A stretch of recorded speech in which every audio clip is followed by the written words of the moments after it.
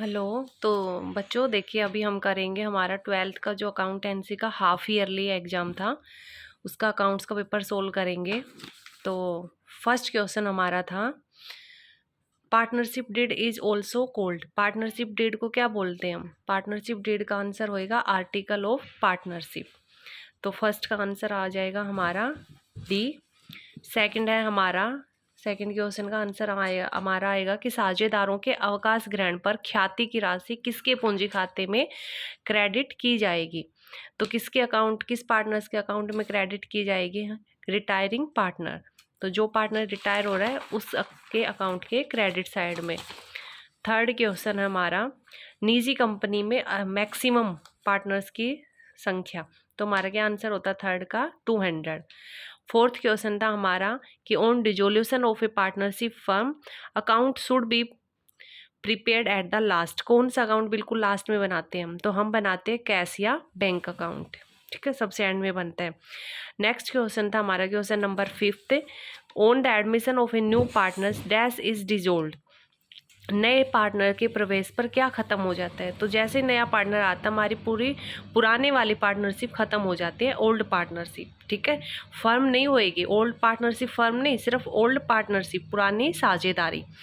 Next हमारा है कि विच amount is debited when a new partner does not bring his share of goodwill in cash.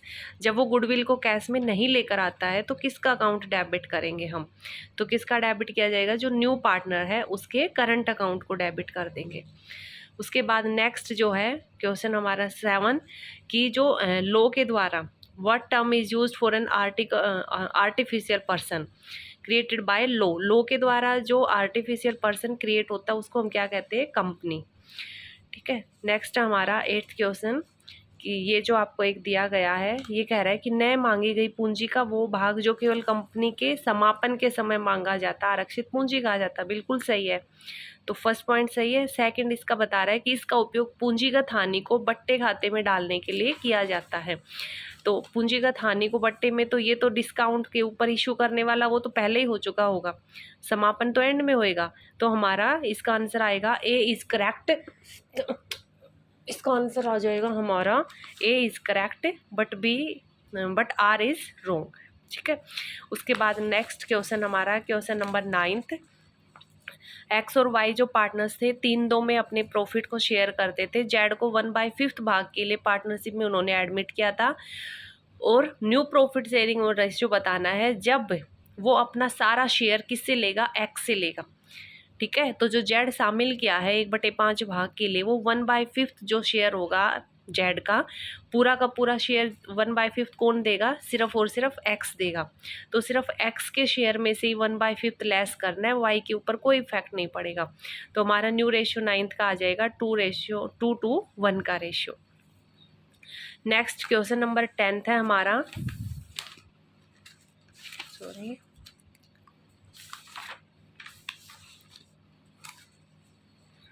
Question number 10th हमारा कि partnership की किन्हीं 2 विशेषताओं का वर्णन करें। तो ये आपके ऊपर डिपेंड है, आप कोई भी 2 विशेषताएं लिख सकते थे। ठीक है, कि वो जो पार्टनर्स हैं उनके बीच में आपसी सहमति, म्यूचुअल जो है अंडरस्टैंडिंग से वो पार्टनर्स बनते हैं, कोई भी जोर जबरदस्ती नहीं होती है उनके बीच में। मिनिमम 2 मेंबर्स का होना जरूरी है। सबसे मेन पार्टनरशिप आती है, एक मीनिंग तो बिल्कुल ही फर्स्ट क्लियर है कि इसके लिए पार्टनरशिप के लिए कम से कम 2 मेंबर्स का होना जरूरी है। ठीक है, और उनमें आपसी सहमति का होना जरूरी है, वो आपसी जो है अपनी इच्छा से पार्टनरशिप में आए हो, ना कि किसी का दबाव में। ठीक है, यहाँ पे वैसे अगर हम ध्यान से देखें तो पार्टनरशिप बिजनेस साझेदारी व्यवसाय का पॉइंट नहीं है। अगर व्यवसाय हो तो हम बोल सकते हैं लाभों का बंटवारा होगा, पार्टनरशिप रिटर्न में भी हो सकती है। ये सिर्फ पार्टनरशिप की बात कर रहा है।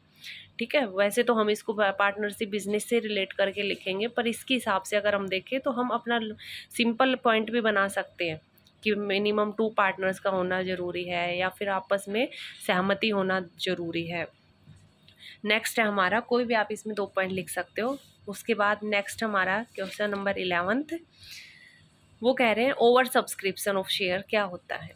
तो ओवर सब्सक्रिप्शन ऑफ शेयर क्या होता है कि जब हम जो कैपिटल इशू करते हैं, ठीक है, जब कोई कंपनी कोई कंपनी जब शेयर इशू करती है तो इशू कैपिटल के कंपैरिजन में जितनी एक्सेस उसके पास एप्लीकेशन आती है, ठीक है, मोर देन इशू कैपिटल से अधिक जितनी भी उसके पास एप्लीकेशन मनी आती है वो सारी क्या कहलाती है, हमारा ओवर सब्सक्रिप्शन। जैसे उसने मान लो 100 रुपये इशू करे हैं, 100 रुपये वो लेना चाह रहा है, लेकिन उसके शेयर को लेने वाले 200 बंदे आ गए, तो जो 100 हम देना चाह रहे, लेने वाले 200 हैं, तो ये जो एक्सेस है 100, ये हमारा क्या है, over subscription. Next question number हमारा 12th। PQR थे, हमारे पार्टनर्स थे, 2 और 1 का रेशियो था, उन्होंने R को एडमिट किया 4/9 शेयर के लिए, which is acquire equally from P&Q। और ये जो हिस्सा होगा 4/9, ये इसका दोनों से P और Q से इक्वल रेशियो में लेगा, यानी कि 4/9 का हाफ हिस्सा वो P से लेगा और 4/9 का हाफ हिस्सा वो Q से लेगा, ठीक है। तो यानी कि 2/9 P सेक्रीफाइस करेगा, 2/9 Q सेक्रीफाइस करेगा। तो एक तो P और Q का सेक्रीफाइस तो इक्वली आ जाएगा 1:1। उसके बाद P का 2/9, हाँ, वो लेस होके और फिर Q में से भी लेस होके और इनका नया हमारा न्यू रेशियो निकल के आ जाएगा। तो उसके बाद हमारा रेशियो आ जाएगा, न्यू रेशियो हमारा आ जाएगा 4:1:4 का, सेक्रीफाइस इक्वली रहेगा। एंट्री क्या हो जाएगी, bank account debit to premium for goodwill, 180 की वो गुडविल लेकर आया है और कैपिटल लेके आया है 250, ठीक है। तो हमारा टोटल हो जाएगा 430 का। उसके बाद premium for goodwill debit to sacrifice ratio में दोनों के इक्वल चली जाएगी P&Q के पास, तो P&Q 90,000 से क्रेडिट हो जाएंगे। नेक्स्ट क्वेश्चन नंबर हमारा 13 है। 13 में उन्होंने क्या कहा है कि एक पार्टनर्स है, ABC पार्टनर्स है, उनका रेशियो 3:1 का, C की डेथ हो जाती है 30 जून 2017 को और अकाउंट क्लोज होते हर साल 31 मार्च को। Sale for the year ending 31 March 2017, तो जो लास्ट ईयर था उसका अकाउंट जो 31 मार्च 2017 क्लोज हुआ था, उस साल हमारी जो सेल थी वो कितने की थी, 6 लाख की। From sales from 1 April 2017 to 30 June 2017 amount हो रहा है 2,40,000। और जो 1 अप्रैल से जब हमारा नया साल स्टार्ट हुआ और जब जेड की डेथ, सॉरी जेड नहीं है, सी की डेथ हुई तब तक हमारी सेल हो चुकी थी 240 की। तो पिछले पूरे साल में हमारी सेल हुई 6 लाख की, इस बार हमारी सेल्स हुई है 240 की, जब तक उसकी डेथ हुई है 30 जून तक। उसके बाद कह रहा है कि जो लास्ट ईयर 31 मार्च 17 को जो हमारा पिछला प्रीवियस ईयर जो कंप्लीट हुआ था, उस साल हमें प्रॉफिट हुआ था 30,000 का। इट मीन्स 6 लाख की सेल पे प्रॉफिट कमाया था 30 का, ठीक है। तो 1 के ऊपर निकाल लेंगे और उसके बाद इस साल सेल कितनी हुई है 240, तो 240 के ऊपर प्रॉफिट कितना कमाएंगे, हम कमा लेंगे 12,000 का। अब हमें तो पता लगाना जिसकी डेथ हुई है उसका शेयर में कितना, उसका प्रॉफिट में कितना शेयर है। तो सी की डेथ हुई है तो सी का शेयर निकाल लेंगे प्रॉफिट में, तो कितना आ जाएगा 2,000। नेक्स्ट क्वेश्चन नंबर हम एक बार, मैं 14 के बजाय सीधा एक बार 15 पर आ रही हूँ। इस पेज में मेरे 14 जो है थोड़ा बड़ा है, तो पहले 15 कर लेते हैं। 15 में उसने कहा है कि आर लिमिटेड ने फॉरफिटेड करें 200 equity shares of 10 rupees each, issue at A premium of ₹5 पर शेयर। 10 रुपये का शेयर था, उसको जो है इशू गया है 5 रुपये प्रीमियम पर, और ये प्रीमियम कब पे था, अलॉटमेंट के साथ, ठीक है, with allotment. For the non payment of allotment money, लेकिन उसने अलॉटमेंट मनी ही नहीं दी, और प्रीमियम किसके साथ था, अलॉटमेंट के साथ, तो इट मीन्स उसने प्रीमियम भी नहीं दिया। तो अलॉटमेंट मनी नहीं आई कितने रुपए की, 8 रुपये की, लेकिन इस 8 रुपये में प्रीमियम भी इंक्लूड है, तो प्रीमियम कितने का था, 5 का, ठीक है। और अलॉटमेंट पर आए नहीं कितने, 8 रुपये। इट मीन्स अलॉटमेंट में 8 में 5 रुपये तो किसके, प्रीमियम के, तो अलॉटमेंट कितने का था, 3 रुपये का, तो 3 अलॉटमेंट और 5 रुपये प्रीमियम के, तो हो गए 8 रुपये। ये आए नहीं। एप्लीकेशन मनी उसने बता दी 2 रुपये की है, और इन शेयर्स को हमने क्या कर लिया था, फॉरफिटेड। उसके बाद उनको री इशू किया है कितने में, 2,000 में। इन शेयर्स को हमने री इशू किया है 2,000 रुपये में, एज फुली पेड अप मानते हैं मतलब जिस वैल्यू के थे उतनी वैल्यू का मानते हैं। तो शेयर की वैल्यू कितनी थी 10 रुपये। तो 10 रुपये मानते हुए 2000 रुपये में हमको इसको री इशू कर दिया। तो नंबर ऑफ़ शेयर भी अगर हम पता लगाना चाहें, भाई हो सकता है उसने जो सारे शेयर ना री इशू करे हो, ठीक है। यहाँ पे तो हमें वैसे सीधा सा दिख रहा है, पर फिर भी अगर हम एक्चुअल में पता लगाना चाहें मैं प्रॉपर वे में, तो देखिए 2000 शेयर उसने 2000 रुपीज़ के शेयर इशू करे हैं फुली पेड अप, 10 का एक मानते हुए। तो इट मीन्स 2000 डिवाइड बाय 10, तो कितने शेयर री इशू कर दिए 200। इट मीन्स सारे के सारे उसने री इशू कर दिए, ठीक है। ये आपकी स्टेटमेंट थी। अब हमें समझना है इसकी जर्नल एंट्री। तो जर्नल एंट्री में फर्स्ट एंट्री क्या हो जाएगी, शेयर कैपिटल अकाउंट डेबिट, ठीक है, कितने से 5 से, क्योंकि हम कैंसिल तो वही करेंगे ना जो हमने कोल्ड अप करी अभी तक मंगाई गए। तो हमने सिर्फ 3 रुपये अलॉटमेंट के और 2 रुपये एप्लीकेशन, 5 ही मंगाए हैं। तो शेयर कैपिटल 200 मल्टीप्लाई 5। उसके बाद क्योंकि सिक्योरिटी प्रीमियम आया ही नहीं, और हमें पता है जब प्रीमियम नहीं आता है तो हम कैंसिल कर सकते हैं, अगर प्रीमियम आ चुका होता तो हम कैंसिल नहीं करते। तो ये तो प्रीमियम आया ही नहीं, क्योंकि प्रीमियम अलॉटमेंट के साथ था और अलॉटमेंट तो आया ही नहीं, तो इसलिए इसको भी कैंसिल कर देंगे सिक्योरिटी प्रीमियम को डेबिट करके। उसके बाद 2 शेयर अलॉटमेंट जो आया नहीं, कितने का 8 रुपये का। यहाँ पे हमें विद प्रीमियम अलॉटमेंट को क्रेडिट करना पड़ेगा, क्योंकि प्रीमियम डेबिट है तो क्रेडिट भी होएगा, इसलिए क्रेडिट कर दिया। उसके बाद जो आ चुके थे, तो 200 शेयर्स के ऊपर क्या आ चुके थे, सिर्फ एप्लीकेशन के 2 रुपये। इट मीन्स कितने आ चुके थे 400 रुपये। उसके बाद री इशू करने की entry, bank debit to share capital 2000 में री इशू करें। लास्ट में क्योंकि सारे के सारे जितने हमने फॉरफिटेड करे थे, सारे के सारे फॉरफीचर जितने शेयर थे सारे हमने क्या कर दिए, री इशू कर दिए। तो इट मीन्स जो फॉरफीचर की अमाउंट थी वो सारी की सारी किस में ट्रांसफ़र हो जाएगी, कैपिटल रिजर्व में। तो share forfeiture to capital reserve, ठीक है। नेक्स्ट हमारा हमारा रह गया लास्ट क्वेश्चन 14। एक सेकेंड,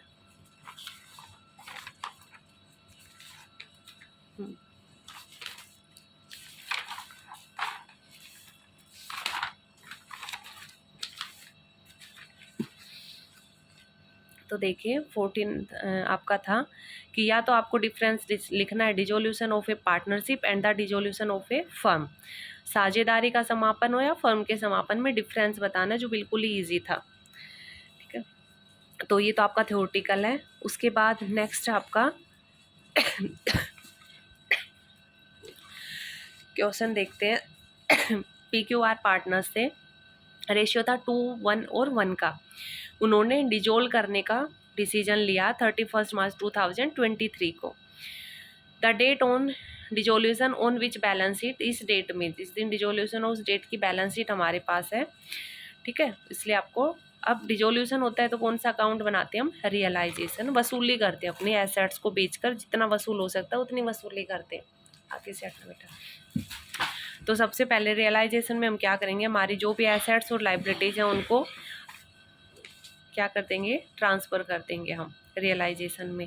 तो देखिए हमारे पास एसेट्स में क्या है, बैंक 30 का, तो बैंक तो हम रियलाइजेशन में ट्रांसफ़र नहीं कर सकते, क्योंकि इसकी कोई बेच के वसूली थोड़ी ना करनी है हमें बैंक की, तो हमें सिर्फ बाकी एसेट्स करनी है। तो स्टॉक है, देखिए स्टॉक को हमने कर दिया रियलाइजेशन में।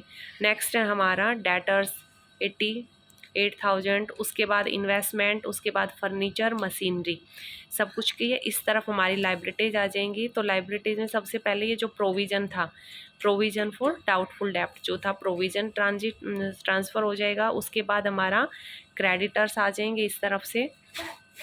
नेक्स्ट हमारा BP, ठीक है, BP आ जाएगा। उसके बाद लोन अभी नहीं जाएगा, क्योंकि लोन फ्रॉम P है, यानी कि किसी पार्टनर से ही लोन है। अगर लोन फ्रॉम जैड या फिर रमेश महेश कुछ ऐसा होता है तो हम इसमें ट्रांजिट करते, लेकिन ये पार्टनर्स के द्वारा लिया गया लोन है, उसका हम अलग से अकाउंट बनाएंगे। तो बस यहाँ से इतना ही जाएगा, ठीक है। उसके बाद रिजर्व जाएगा नहीं हमारा, रिजर्व फंड, क्योंकि ये पार्टनर्स में डिस्ट्रीब्यूट हो जाएगा, ठीक है, पार्टनर्स की कैपिटल में जाएगा ये डायरेक्ट। तो यहाँ से जो रियलाइजेशन में जाना था वो सब कुछ हमने कर लिया।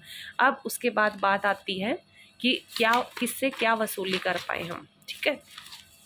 तो फर्स्ट हमारा वो कह रहा है कि हमने investment are taken over by P, investment जो थे वो किसने ले लिए, P ने, ठीक है। तो इन्वेस्टमेंट थे हमारे, ये देखिए 40,000 के, ये P ने ले लिए।